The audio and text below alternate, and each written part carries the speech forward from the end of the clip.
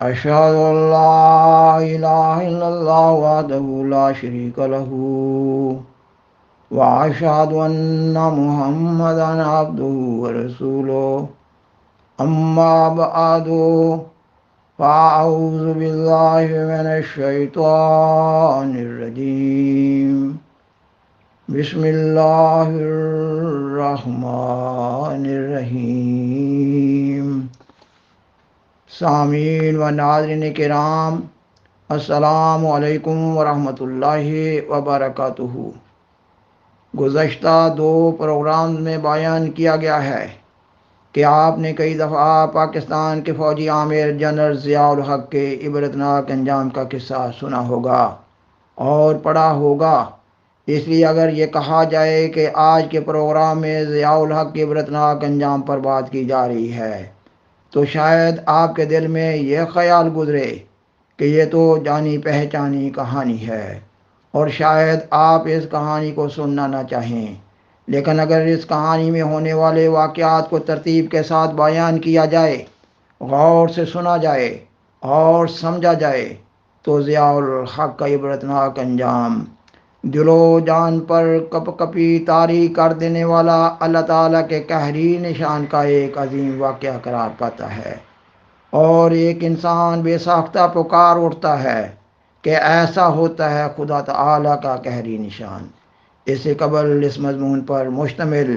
دو programmes پیش کیے جا چکے ہیں۔ ان پروگرامز میں پاکستان کے فوجی عامر جنرل ضیاء الحق کی احمدیت مخالف انتہائی پیچیدہ اذیتناک سازشوں کا ذکر ہو چکا ہے، نیز یہ بھی بیان کیا گیا ہے کہ سیدنا حضرت خلیفۃ المسیح رابع رحمہ اللہ تعالی از راہ انسانی ہمدردی ان کو سمجھانے کے لیے ہر ممکن کوشش کر رہے تھے۔ گزشتہ پروگرام میں سیدنا حضرت خلیفۃ المسیح رابع رحمہ اللہ تعالی کے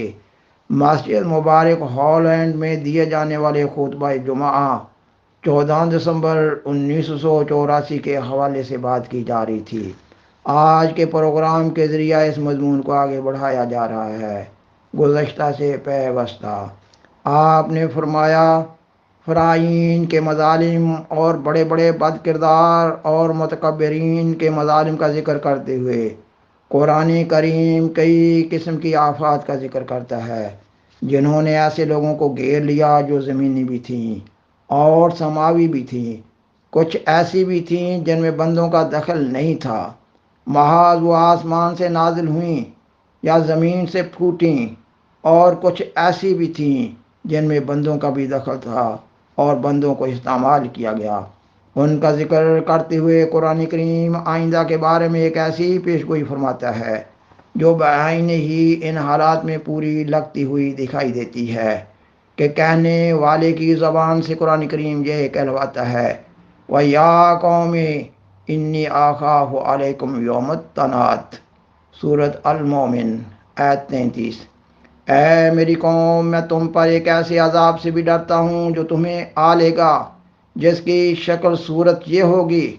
کہ اہل وطن ایک دوسرے کو تمہارے خلاف مدد کے لیے پکاریں گے۔ التناد اس کو کہتے ہیں جب شور پڑ جائے اور واویلا شروع ہو جائے، لوگ گھروں سے نکل کر جو ان کے ہاتھ میں آتا ہے وہ لے کر کھڑے ہوتے ہیں کہ ایک مظلوم کی مدد کے لیے چلیں۔ خدا کی اس تقدیر سے ڈرو جب کہ زمین میں تمہارے خلاف یوم التناد کی سی کیفیت پیدا ہو جائے۔ خدا تعالی کے ہاں دیر تو ہے، اندیر کوئی نہیں، وہ ڈھیل تو دیا کرتا ہے، مگر جب اس کی پکڑ آیا کرتی ہے تو ولا تاہین مناس، سورۃ صاد آیت 4، کوئی بھاگنے کی جگہ باقی نہیں رہتی۔ سامعین و ناظرین کرام، جنرل ضیاء الحق کی احمدیت دشمنی صرف پاکستان کی حدود کے اندر تک محدود نہیں تھی۔ انہوں نے لندن میں مجلس تحفظ ختم نبوت کی کانفرنس منعقدہ 1985 کے لیے اپنے ایک خصوصی پیغام میں جماعت احمدیہ کو ایک کینسر قرار دیتے ہوئے اسے جڑ سے اکھاڑ پھینکنے کا اظہار کیا۔ خاکسار بیان کرتا ہے کہ سال ہر سال سے جنرل ضیاء الحق کی اندرون اور بیرون پاکستان احمدیت مخالف سازشوں کا سلسلہ چلتے آ رہا تھا، تب سیدنا حضرت خلیفۃ المسیح رابع رحمہ اللہ تعالی نے 10 جون 1988 کو جنرل ضیاء الحق، شریعت کورٹ کے ججوں اور سب مکفرین اور مکذبین کو دعوت مباہلہ کا چیلنج دیا۔ گزشتہ پروگرام میں دعوت مباہلہ کے چیلنج پر بات کی جا چکی ہے۔ آپ جنرل ضیاء الحق کو مخاطب کرتے ہوئے فرماتے ہیں، ہم انتظار کرتے ہیں کہ خدا کی تقدیر دیکھیں کیا ظاہر کرے، لیکن چیلنج قبول کریں یا نہ کریں، چونکہ تمام ائمۃ المکفرین کے امام ہیں اور تمام اذیت دینے والوں میں سب سے زیادہ ذمہ داری اس ایک شخص پر عائد ہوتی ہے جنہوں نے معصوم احمدیوں پر ظلم کیے ہیں، اور اس ظلم کے پیچھے پڑ کر جھانکنے کی کوشش کی ہے کہ جو میں نے حکم جاری کیا تھا وہ جاری ہو بھی گیا ہے کہ نہیں،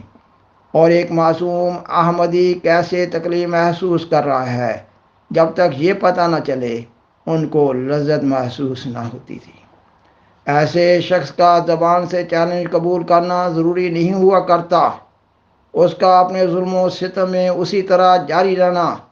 اس بات کا نشان ہوتا ہے کہ اس نے چیلنج کو قبول کر لیا ہے۔ اس لیے اس پہلو سے بھی وقت بتائے گا کہ کس حد تک ان کو جرأت ہے خدا تعالیٰ کے مقابلے کی اور انصاف کا خون کرنے کی۔ اور آپ 12 اگست 1988 کے خطبہ جمعہ میں اپنی ایک انذاری رویا کا ذکر کرتے ہوئے فرماتے ہیں کہ جس قوم کو آج ہم مخاطب کر رہے ہیں، جس کو ہم نے مباہلہ کی دعوت دی ہے، بدقسمتی سے ان کے مقدر میں خدا تعالیٰ کی ناراضگی کا دن دیکھنا ہے۔ یوں معلوم ہوتا ہے کہ یہ سزا ایک قسم کا مقدر بن گئی ہے، اور لازماً ان میں سے ایک طبقہ، میں اب بھی یہی کہتا ہوں کہ سب نہیں، ایک طبقہ عبرت کا نشان بنے گا۔ آپ نے اسی خطبہ جمعہ میں آخری بار انتباہ کرتے ہوئے فرمایا، اس موقع پر جب کہ مباہلہ کی دعوت غیروں کو دی گئی ہے، اس وجہ سے خصوصیت سے کہ یہ استہزاء میں بڑھ رہے ہیں اور اپنے گزشتہ کردار میں کوئی تبدیلی پیدا نہیں کر رہے، استہزاء میں بھی بڑھ رہے ہیں، ظلم میں بھی بڑھ رہے ہیں، اور حکومت کا یہاں تک تعلق ہے وہ معصوم احمدیوں پر قانونی حربے استعمال کر کے طرح طرح کے ستم ڈال رہی ہے۔ اور آپ کو یاد ہوگا کہ میں نے آغاز ہی میں حکومت کو متنبہ کیا تھا کہ آپ اگر اپنی شان کی خراب بھی سمجھتے ہوں چیلنج کو قبول کرنا، اگر آپ زیادتیوں سے باز نہ آئے اور ظلم و ستم کی یہ راہ نہ چھوڑی، تو جہاں تک میں سمجھتا ہوں خدا کی تقدیر اسے مباہلہ کا چیلنج قبول کرنے کے مترادف بنا دے گی اور آپ سزا سے بچ نہیں سکے گے۔ سارے پاکستان میں بار بار یہ کوشش کی گئی ہے علماء کی طرف سے کہ اس مباہلہ کو ابتحال کے بجائے اشتعال کا ذریعہ بنایا جائے اور کثرت کے ساتھ احمدیوں کے خلاف عوام الناس کے جذبات مشتعل کر کے انہیں ان کو مارنے، پیٹنے، قتل کرنے، لوٹنے اور ان کے گھر جلانے پر آمادہ کیا جائے۔ وہ سمجھتے ہیں اس طرح ہم اپنی ایک تقدیر ظاہر کریں گے، ہم اپنے ہاتھوں سے ان کو سزا دے سکتے ہیں اور ہم ان کو بتائیں گے کہ خدا کون ہے۔ چنانچہ اس عزم کے ساتھ اٹھے ہیں کہ دنیا سے خدا کی خدائی کی بجائے اپنی خدائی منوائیں اور یہ بتائیں کہ ہم میں طاقت ہے ان کو مٹانے کی۔ لیکن مجھے یقین کامل ہے کہ یہ مقابلہ خدا تعالیٰ سے ہے، ان لوگوں کا، اور اس میں جماعت احمدیہ نہ کچھ کر سکتی ہے، نہ اس کے کرنے کا کوئی محل اور مقام ہے، صرف انتظار ہے۔ خدا کی تقدیر لازماً ان کو پکڑے گی۔ خاکسار بیان کرتا ہے کہ آخر پاکستان کے فوجی عامر جنرل ضیاء الحق کے خلاف خدا تعالیٰ کی تقدیر جاری ہو گئی اور وہ 17 اگست 1988 کو 130C طیارہ میں حادثہ کا شکار ہو گیا اور خدائے ذوالجلال نے اس کے پرخچے اڑا دیے اور ان جنرالوں کو بھی صفحۂ ہستی سے مٹا دیا جو اس کے ظلم دست و بازو بنے ہوئے تھے۔ طیارہ حادثہ میں جنرل ضیاء الحق کا جسم بالکل جل کر راکھ ہو گیا،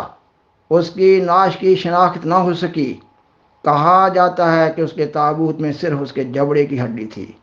فنانشل ٹائمز نے اپنی 22 اگست 1988 کی اشاعت میں اسلام آباد پاکستان میں موجود اپنی رپورٹر کے حوالے سے لکھا کہ تحقیقاتی ٹیم اس راز سے پردہ نہیں اٹھا سکی کہ وہ حادثہ کیسے رونما ہوا۔ سامعین و ناظرین کرام، بالآخر درخواست ہے کہ اس پروگرام کو دوسروں سے شیئر کریں اور ادرائے کرم اس چینل کو سبسکرائب کریں۔ جزاکم اللہ تعالی احسن الجزا وآخر دعوانا ان الحمدللہ رب العالمین۔ والسلام علیکم ورحمۃ اللہ وبرکاتہ۔